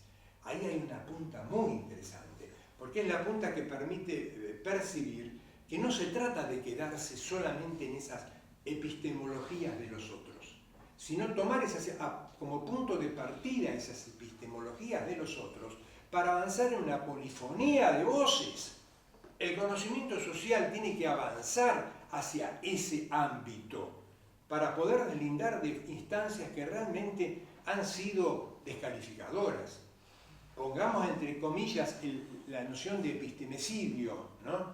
Si hay otra forma de poder hablar de descalificación y de eliminación de saberes que tenían una cierta prestancia. Pero digo, es un elemento clave que hay que tener en cuenta. Y esto pasaba, lo señala también Aura Gómez cuando habla de la epistemología maya. Hay un montón de voces, pero lo hemos visto nosotros en nuestra experiencia de trabajo de campo, David. Lo hemos visto en el sentido, hemos trabajado mucho en este equipo con lo que implica percibir en nuestras metodologías, porque justamente no queríamos quedarnos enredados en una perspectiva exclusivamente de una discusión epistemológica a nivel de la filosofía epistemológica, sino pasar a ver cómo desde una mirada de producción de conocimiento que pudiera desplegar modalidades de trabajo, metodologías que realmente dieran posibilidades a igualdad cognitiva con los otros y esa igualdad cognitiva pudiera converger en una construcción cooperativa de conocimiento. Esto que aparece como una utopía en muchos casos es un desafío. Ahora, tenemos derecho de construir esos desafíos. Hay derecho de poder plantear que hay instancias en que consideramos que no hay manera de construir conocimiento hoy en la ciencia social si no es admitiendo una pluralidad epistemológica. Y esa pluralidad epistemológica hay que transitarla y fundarla con muy fuerte investigación empírica. Por eso es cierto esto también que aparece en el trabajo de David, en el sentido de decir, debemos considerar que hay lo que podríamos denominar una escasa representatividad de voces indígenas, de intelectuales indígenas. Esto lo señala fuertemente. Esto me parece que es un elemento, pero no solo intelectuales indígenas, afrodescendientes, en sectores populares, las dificultades que tenemos. Cuando, bueno, si me paso mucho, cuando trabajamos religiones populares, te digo, en mi caso, yo aprendí de un gurú, ese gran gurú que fue Durkheim. Aprendí lo que era lo sagrado y lo profano. Y con esas recomendaciones, con esa mirada que me permitió conocer el fenómeno religioso en su integridad, empecé a trabajar las religiones populares en América Latina y me encontré con fuertes problemas para interpretar y explicar esa religión popular. Y llegó un momento en que descubrimos, no lo descubrí yo solo, lo alude Christian Parker, hay varios investigadores que aludieron lo mismo, Gilberto Jiménez también en México en su momento lo señaló, no era solamente un problema de insuficiencia teórica, de que las categorías eran insuficientes para comprender, había un problema epistemológico y había un problema óntico que estaba en juego. Lo señala muy bien Pablo Ray cuando trabaja con los tobas, ¿no? Hay una instancia en la cual esa mirada de los tobas transforma totalmente e impide totalmente un avance en la construcción del conocimiento si no se asume esa lógica y esa racionalidad distinta. Entonces digo, estimadísimos compañeros, David, realmente creo que es un tema para seguir desarrollando y para seguir profundizando el tema de las epistemologías. En lo particular considero de que la teoría colonial tiene un montón de cuestionamientos y vulnerabilidades como lo hemos visto. No me preocupa de llamarle teoría decolonial o aportes decoloniales, pero hay, me parece que aportes como en el caso de Dussel, que ha sido un enorme filósofo en América Latina, como el caso de Rodolfo Kusch, como el caso de Aníbal Quijano, que marcan aportes que podremos contestarnos y cuestionarlos, pero no podemos ser indiferentes a la mirada que hacen sobre América Latina. Así que quiero terminar agradeciéndole a David este polémico documento que me ha llevado a desarrollar una serie de cosas. Quiero agradecer a todos que nos han escuchado.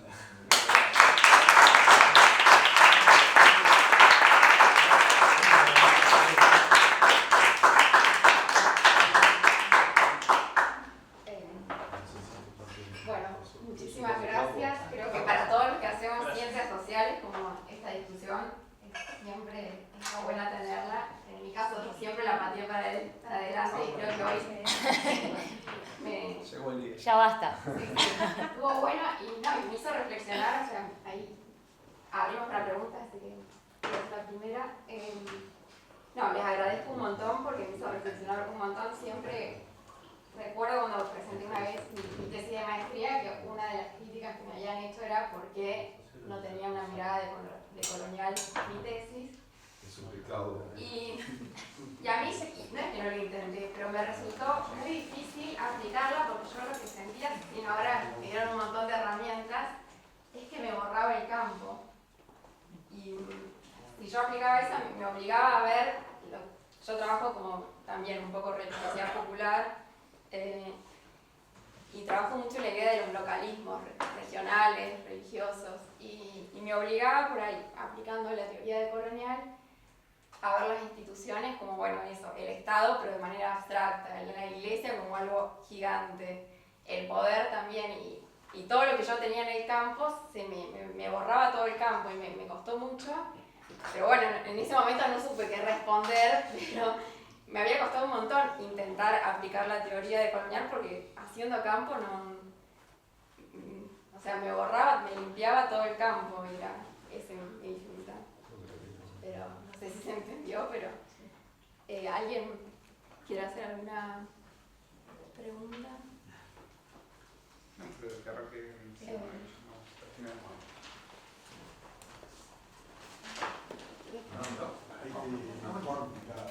Bueno, primero gracias por las exposiciones muy estimuladoras.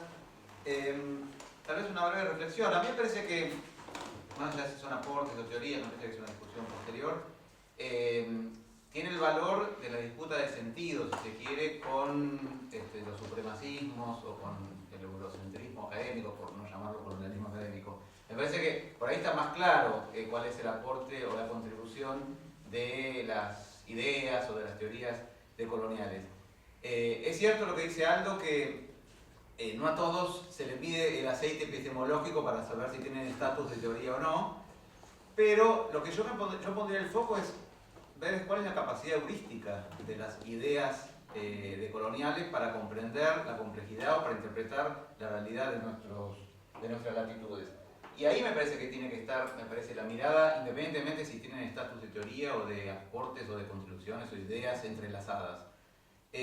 a veces lo que yo percibo es que tiene una mirada un poco unilineal, es decir, que todos los factores son explicados desde una sola variable, y justamente Aldo hablaba de la complejidad. Me parece que veo a veces poco diálogo, es decir, por más que haya una disputa de sentido, uno también dialoga con otras corrientes de pensamiento del continente que sean, y me parece que ahí hay un tema, me parece, a seguir profundizando, a ver cómo se puede, digamos, potenciar justamente las capacidades heurísticas desde el conocimiento situado, pero sin perder de vista que hay una multiplicidad de factores. Vos, Gustavo, hablabas del abordaje del Estado, es decir, cómo la teoría del Estado también puede generar aportes para pensar desde el conocimiento situado. Entonces, yo veo eso, digamos, por un lado hay un aporte de la disputa de sentido, y me parece que todavía hay un déficit de la capacidad heurística para comprender de una forma más profunda la complejidad de la realidad que nos entorna, en la cual estamos insertos, ¿no?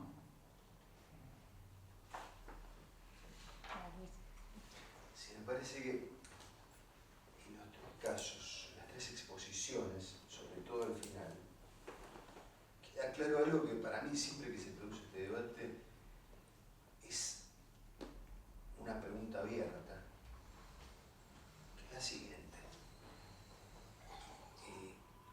Porque en todos los casos se hace referencia a esta cuestión del prisma, ¿no? Del lente. Y yo me pregunto, ¿es posible, al menos para la sociología, ¿sí? O para la ciencia política? Incluso la antropología es una discusión que yo dejaría abierta, sabiendo que estas fronteras también son muy artificiales, ¿no?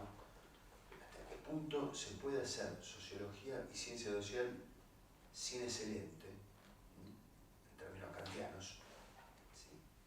Y al mismo tiempo? Me parece que acá, no en vano, Aldo hizo referencia a esta cuestión. Las bases fundacionales. A mí se me vuelve, posiblemente yo estoy errado, pero se me vuelve muy difícil sustituirlas, esas bases fundacionales. No, insisto, no, ociosamente Aldo hacía referencia a que la distinción entre lo sagrado y lo profano es algo que se lo debe al chino Durkheim.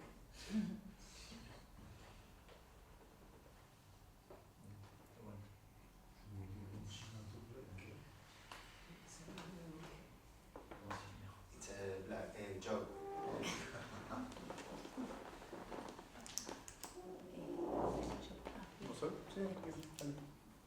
Sí, bueno, primero quería agradecerles a los tres, a los cuatro, porque me parece que estas discusiones teóricas, epistemológicas que nos atraviesan, la verdad deberíamos tenerlas más seguido, porque vuelven, es como una especie de espiral, volvemos a discutir las mismas cosas pero estamos en otro lugar.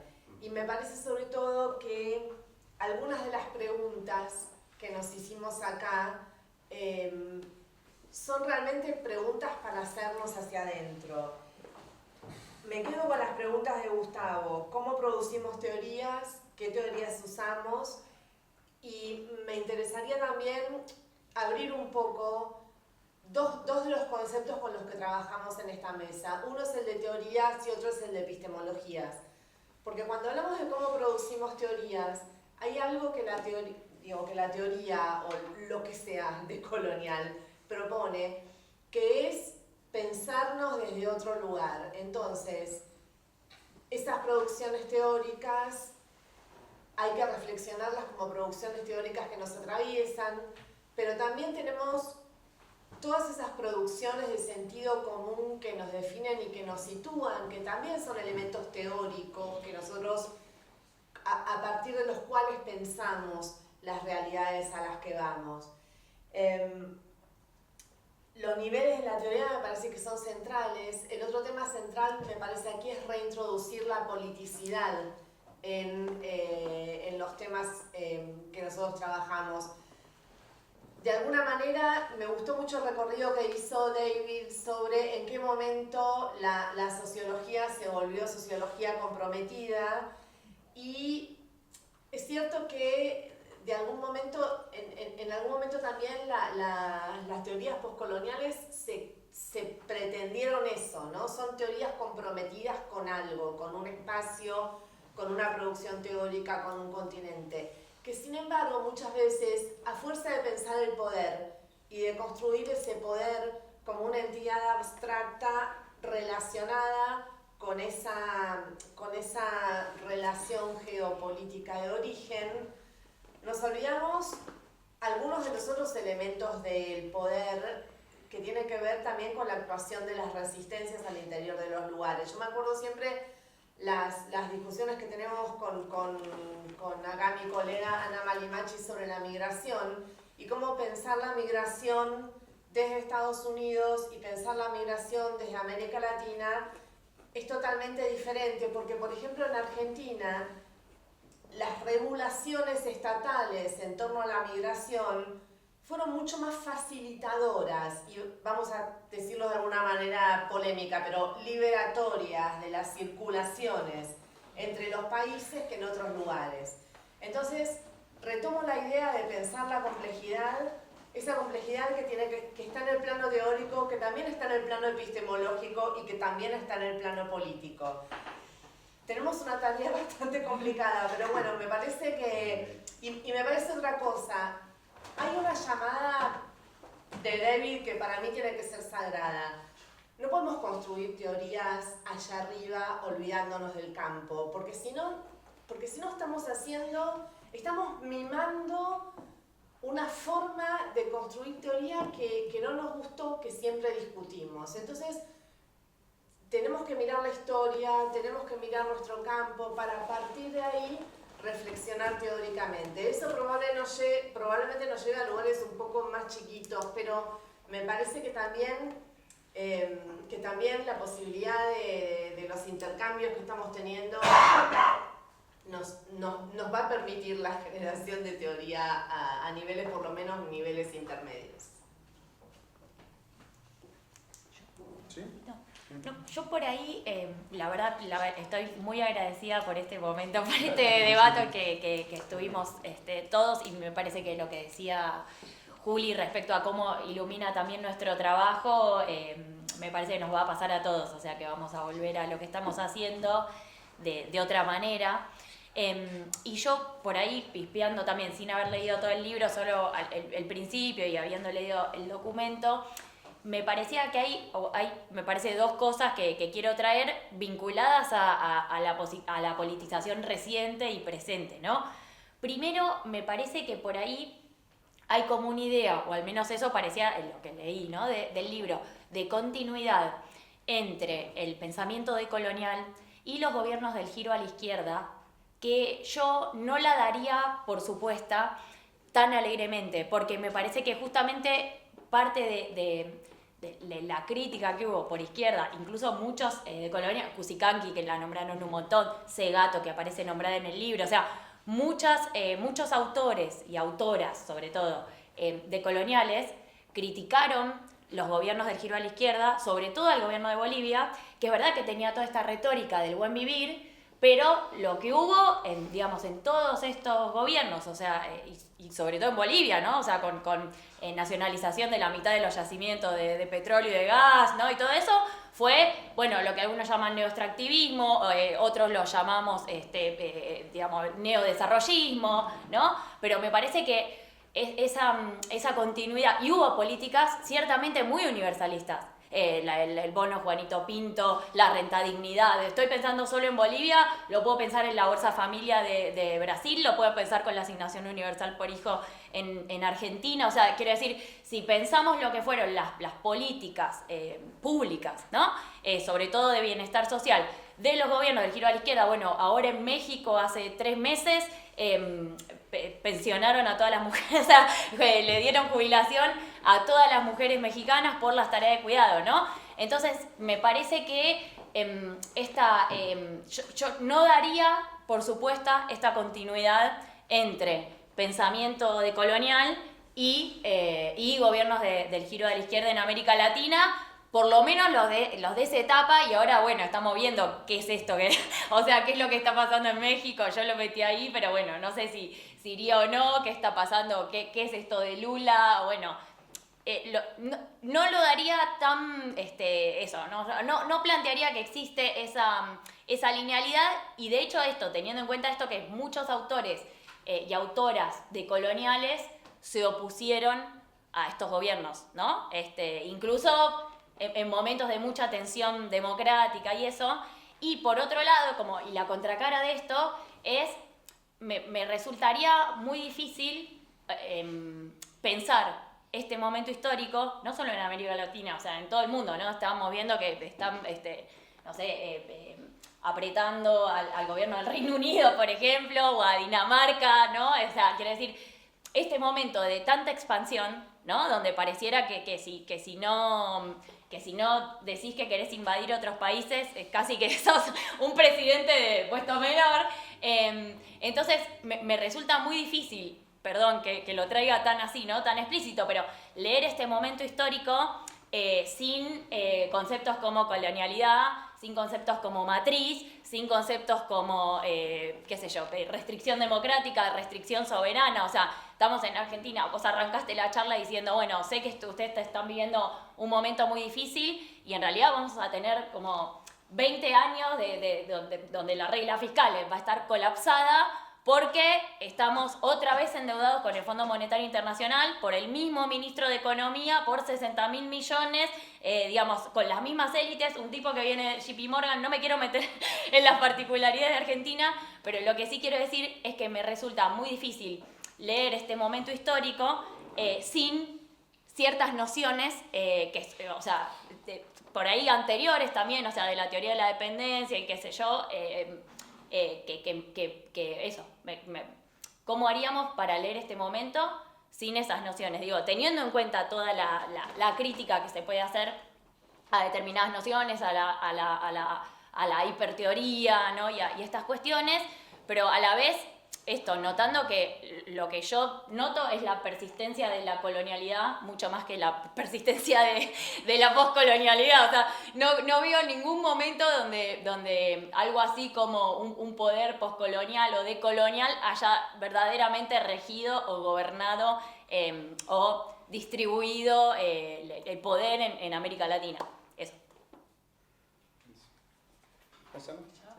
Bueno, después de este bajón de sol, perdón. Bueno, agradecerles también la mesa, muy estimulante para pensar y para proponernos salir un poco de la cotidianidad, a pesar de que Sol nos volvió ahí muy duro. Pero bueno, primero agradecerles. Yo vengo de temas migratorios, todo este tema siempre está ahí, ¿no? Muy pendiente, hemos leído mucho. Y ahí me parece importante, que un poco lo decía Aldo también, los diferentes usos de la decolonialidad. Me parece que, saliendo de los gurúes, ¿no? Voy a proponer la salida de los gurúes.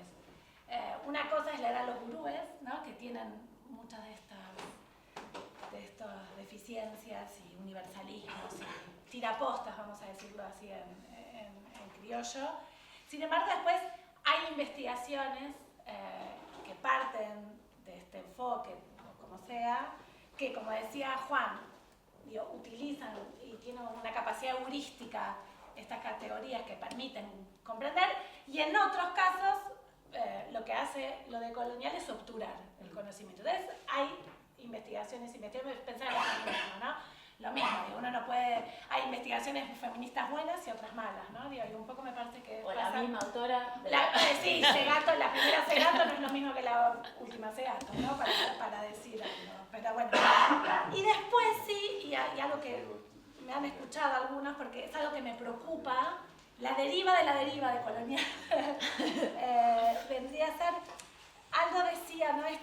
Lo de la polifonía de voces, ¿no?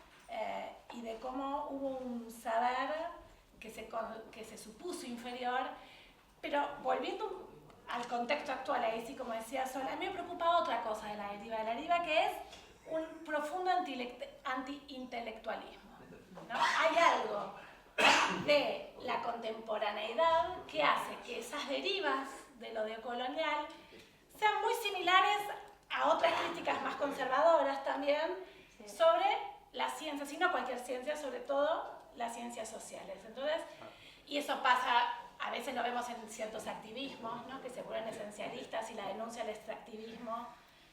Ahí hay algo que otra vez tiene que ver con ciertos usos de lo decolonial y ver también cómo esas derivas pueden ser muy conservadoras también, ¿no? Entonces ahí dar el alerta ahí en esta construcción politizada de la ciencia. Gracias.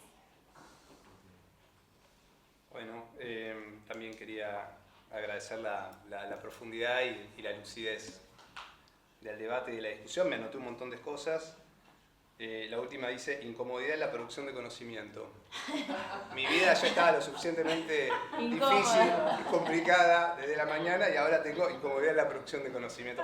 Pero bueno, qué importante este estado un poco de discusión, de debate, para bueno, llevar adelante este movimiento, esta actitud crítica intelectual que es no usar la teoría como si fueran stickers que permiten, ¿no? Uno los utiliza para describir la realidad, sino usar las perspectivas epistemológicas y la teoría en base a primero una pregunta por el lugar de las condiciones de producción, cómo se fabrica, desde dónde, un poco en relación a planteos sobre cómo los universalismos tienen determinaciones concretas, que se vuelven universalismos a partir de la negación, ¿no? De esas determinaciones concretas para que aparezcan, ¿no? Como si fueran abstracciones puras. Pero también la dificultad porque descartar una teoría muy rápido es lo mismo que asumirla muy rápido, ¿no? Entonces, cómo utilizar los conceptos en base a las operaciones de investigación que esos conceptos habilitan, ¿no? Que es un poco algo que está dando vuelta también con el planteo de Juan sobre, ¿no? la potencialidad heurística. Porque un concepto supone un conjunto, primero una pregunta, ¿no? Sobre algo, y después también operaciones de investigación para construir aquello que se está llevando adelante. Entonces, y ahí es donde está el valor, ¿no? En ese proceso. Aldo decía, bueno, el epistemicidio, está bien, la palabra no es la mejor, pero ¿cómo uno tematiza esa relación de asimetrías o de descalificación? Decía Aldo que es un término interesante, ¿no? ¿Cómo se descalifica? Que es una forma de clasificación, ¿no? y de organización y de jerarquización del conocimiento. Entonces, las preguntas, ¿no? Cómo también desentenderse muy rápidamente de una teoría, de una epistemología, es lo mismo que usarla, ¿no? De manera así muy aproblemática. Yo creo que en la mesa está esta discusión justamente incómoda de llevar adelante esta problematización de los enfoques y de los conceptos. Pero bueno, para terminar con una pregunta muy en este sentido, ¿no? Una pregunta débil, muy directa y muy sencilla en base a este espíritu decolonial. Pero quería preguntarle qué toma Europa de América Latina, ¿no? Invertir un poco el orden de la discusión. Porque olvidémonos de la decolonialidad, pero en términos de producción de conocimiento, ¿qué toma Europa? ¿Qué toma Europa? ¿Qué toma Europa de América Latina? ¿No?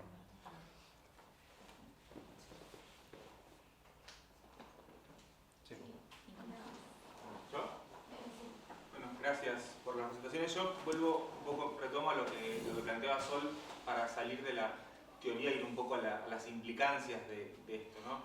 Yo escuchaba y pensaba que quizás uno puede entender que el pensamiento decolonial es, a fines del siglo XX, una de las tantas expresiones de cierta crisis intelectual y que se expresa en el crecimiento, en el liberalismo como una forma de disrupción y de eclosión de las teorías, y que si bien es cierto que el pensamiento decolonial es un pensamiento que tiende a criticar las formas neoliberales en el sentido de su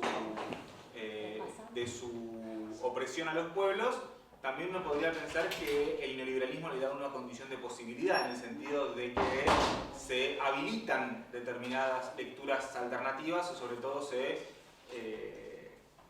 afianza cierto retorno a la autonomía de los sujetos frente a la posible al posible extremo estructuralismo en el cual los sujetos seríamos simplemente piezas de algo que se mueve por fuera de nosotros. Entonces, si el pensamiento decolonial de alguna forma existe debido a esa apertura o esa crisis de los estados de bienestar, ¿no?